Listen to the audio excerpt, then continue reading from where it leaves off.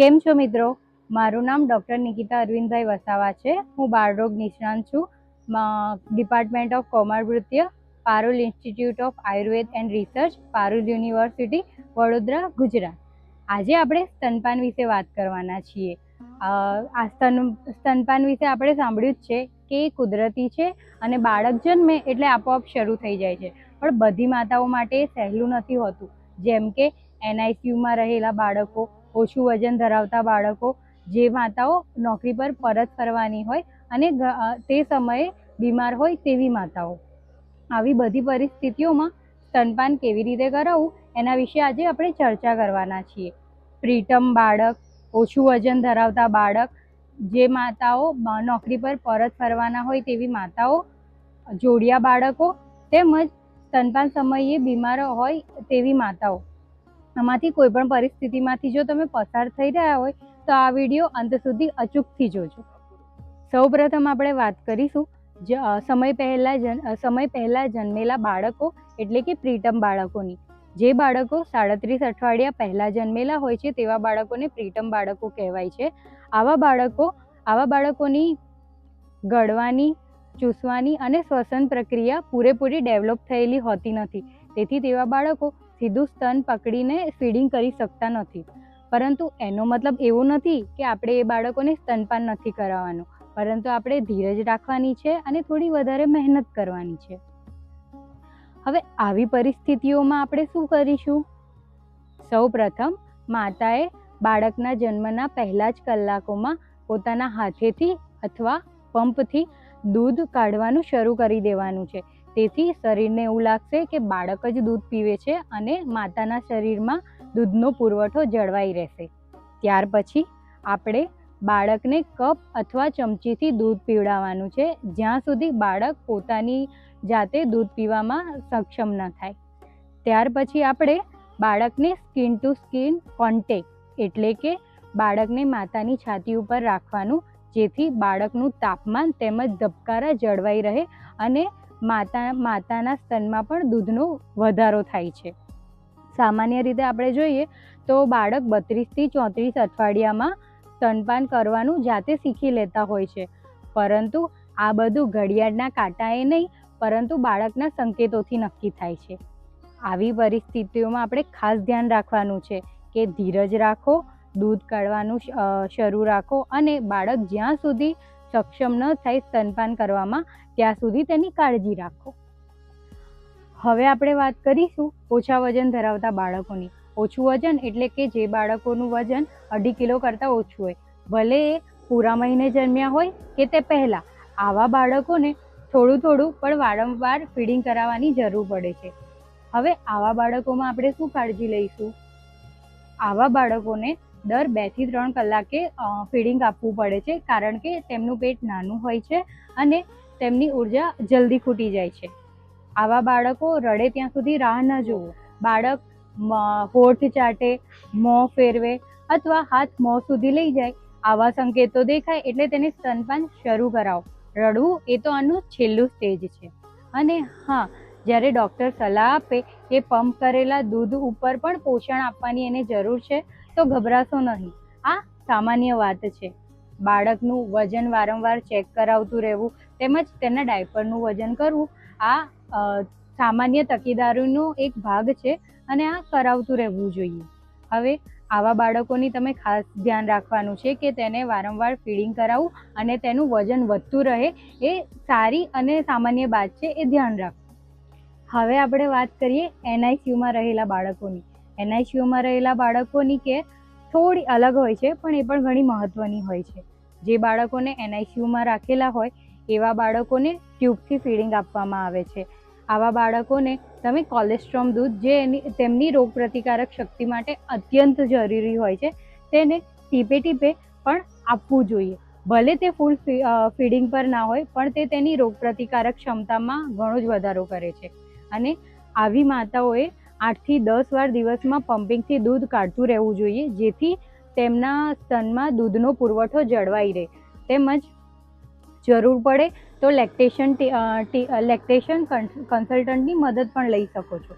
આવા ટાઈમે તમારે યાદ રાખવાનું છે, ભલે તમે પમ્પિંગથી થોડું ml જ પણ કેમ દૂધ કાઢતા ના હોય, પણ આ પણ તમારા બાળક માટે અત્યંત મહત્વનું છે. માહીને હવે કેવું છે, શરદી ખાંસી, અને એમાં સારું છે. તને હવે હું થોડી દવાઓ લખી આપું છું, એ બહારથી લઈ લેજો અને સિઝન પ્રમાણે થોડીક કાળજી પણ રાખજો. હવે આપણે વાત કરીએ નોકરીએ જતી માતાઓની. નોકરીએ જવું એનો મતલબ એ નથી કે સ્તનપાન પૂર્ણ રીતે છોડાવી જ દેવું. તમે નોકરીએ જઈને પણ બાળકનું સ્તનપાન કન્ટિન્યુ રાખી શકો છો. હવે કેવી રીતે રાખશું તેની રીત હવે આપણે ડિસ્કસ કરીશું. સૌપ્રથમ, જેવું નોકરીએ જવાનો સમય નજીક આવે તેવું જ માતાએ ઘરે એક એક્સ્ટ્રા ફીડિંગ પમ્પિંગ કરી અને સ્ટોરેજ રાખવું શરૂ કરી દેવાનું છે. ત્યારબાદ જ્યારે પણ તમે નોકરીએ જાઓ ત્યાં પણ તમારા ઓફિસમાં પમ્પિંગ શરૂ રાખવાનું છે, અને તેની માટેની અલગ જગ્યા પણ ફાળવવામાં આવે છે, તેનું પણ ધ્યાન રાખવાનું છે. ત્યારબાદ એ જે પમ્પિંગ કરેલું દૂધ છે તેની સ્ટોરેજની થોડીક વાત ધ્યાનમાં રાખવાની છે, જેમ કે તેને રૂમ ટેમ્પરેચર પર કેવી રીતે સ્ટોરેજ કરવું. ફ્રીજમાં 4 કલાક સુધી તે સારું રહે છે, અને કોલ્ડ સ્ટોરેજમાં તે 1 અઠવાડિયા સુધી સારું રહે છે.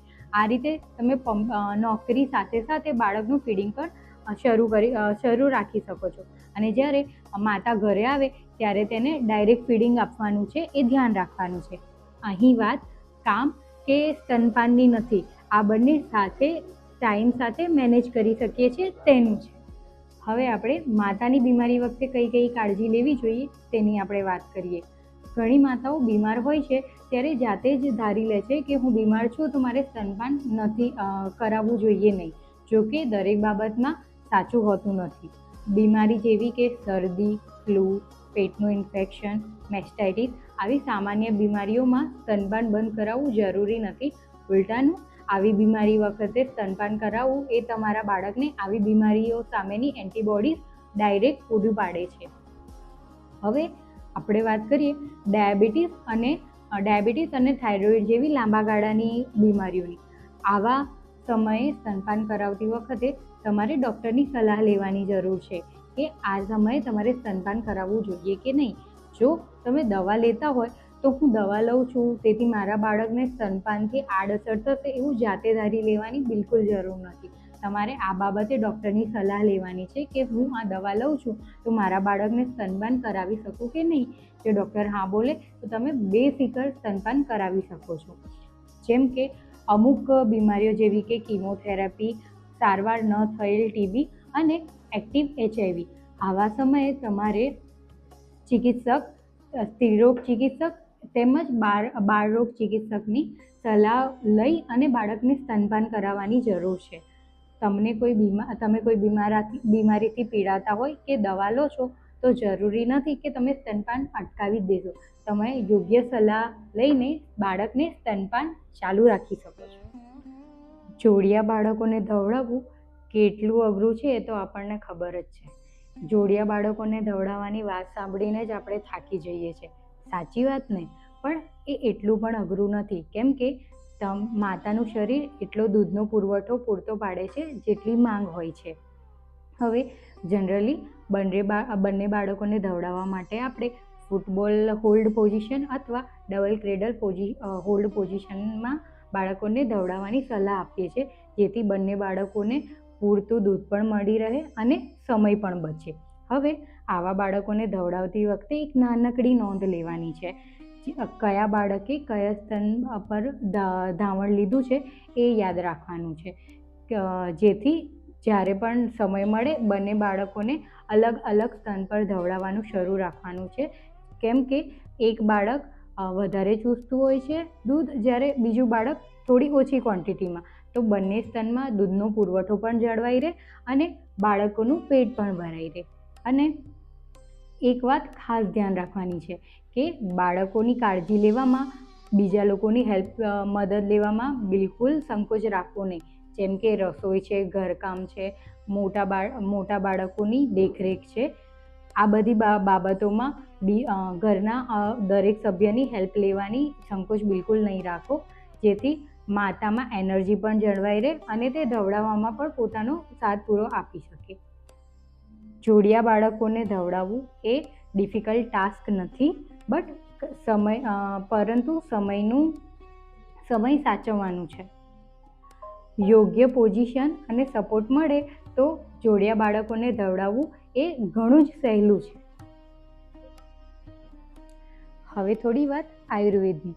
ઘણા ઘરોમાં મોડર્ન સારવારની સાથે સાથે આયુર્વેદિક પદ્ધતિઓનો પણ ઉપયોગ કરવામાં આવે છે અને તેની ઘણી બાબતો ખરેખર ધ્યાનમાં લેવા જેવી છે. જેમ કે દૂધ વધારવા માટે શતાવરી, મેથી, વરિયાળી અને જીરુંનો ઉપયોગ કરવામાં આવે છે. ખોરાક તરીકે, ચા બનાવીને કે સપ્લિમેન્ટ તરીકે. આના સિવાય માતાને ઠંડો અને વાસી ખોરાકની જગ્યાએ ગરમ અને હૂંફાળો પોષણયુક્ત આહાર લેવાની સલાહ આપવામાં આવે છે. જેમ કે ખીચડી, ઘી, સૂપ, આ બધો ખોરાક માતાનો તણાવ ઓછો કરવામાં મદદરૂપ થાય છે. આના પછી અભ્યંગ એટલે ગરમ તેલની માલિશ. આ માતાને તણાવ ઓછો કરવામાં ઘણું જ ઉપયોગી હોય છે. ગરમ તેલની માલિશથી માતાના સ્નાયુઓ થોડા હળવા થાય છે અને સ્ટ્રેસ પણ ઘણો જ ઓછો થાય છે. આયુર્વેદમાં પ્રસૂતિ પછીના 40 થી 42 દિવસને ખૂબ જ મહત્વના કહેવામાં આવ્યા છે. આરામ, ભૂખ અને ઓછો તણાવ. આ બાબત વૈજ્ઞાનિક રીતે પણ પુરવાર છે કે તણાવ એ માતાના દૂધના પુરવઠાને અસર કરે છે. પરંતુ હા, એક વાત ધ્યાન રાખજો, કોઈ પણ આયુર્વેદિક દવા શરૂ કરતા પહેલા સ્ત્રીરોગ નિષ્ણાત અથવા ડૉક્ટરની સલાહ લેવી જરૂરી છે. કેમ કે દરેક આયુર્વેદિક દવાઓ દરેક બીમારી સાથે કે કોઈ પણ અન્ય એલોપેથિક દવા સાથે શરૂ કરી શકીએ એ જરૂરી નથી. એટલે કોઈ પણ દવા લેતા પહેલા આયુર્વેદિક વૈદ્ય અથવા સ્ત્રીરોગ નિષ્ણાતની સલાહ જરૂરથી લેજો. આ રીતે આયુર્વેદ એ એક અવેજી જ નથી, પણ એક સાથ સહકાર પૂરો પાડે છે માતાને સ્વસ્થ રાખવા માટે. હવે છેલ્લી વાત, કોઈ પણ પરિસ્થિતિમાં સ્તનપાન કરાવવું એ અઘરું જરૂર છે, પણ અશક્ય નથી. થોડી માહિતી અને સપોર્ટ સાથે આ ઘણું સહેલું થઈ જાય છે. તમારા બાળક ભલે પ્રીટર્મ હોય, ઓછું વજન હોય, NICUમાં હોય કે તમે બીમાર હો કે નોકરી જવાના હોય, સાથ અને સહકારથી સ્તનપાન કરાવવું એ શક્ય છે. બાળક માટે તમે કોઈ પણ નાનામાંથી નાનો પ્રયત્ન એ તમારા બાળકોની લાઈફમાં ઉમેરો જ કરે છે. જો તમારા ધ્યાનમાં ફીડિંગ મધર, ટ્વિન્સ બાળકો કે કોઈ ઓછું વજન ધરાવતા બાળકો હોય તો તેમને આ વિડીયો અચૂકથી શેર કરજો.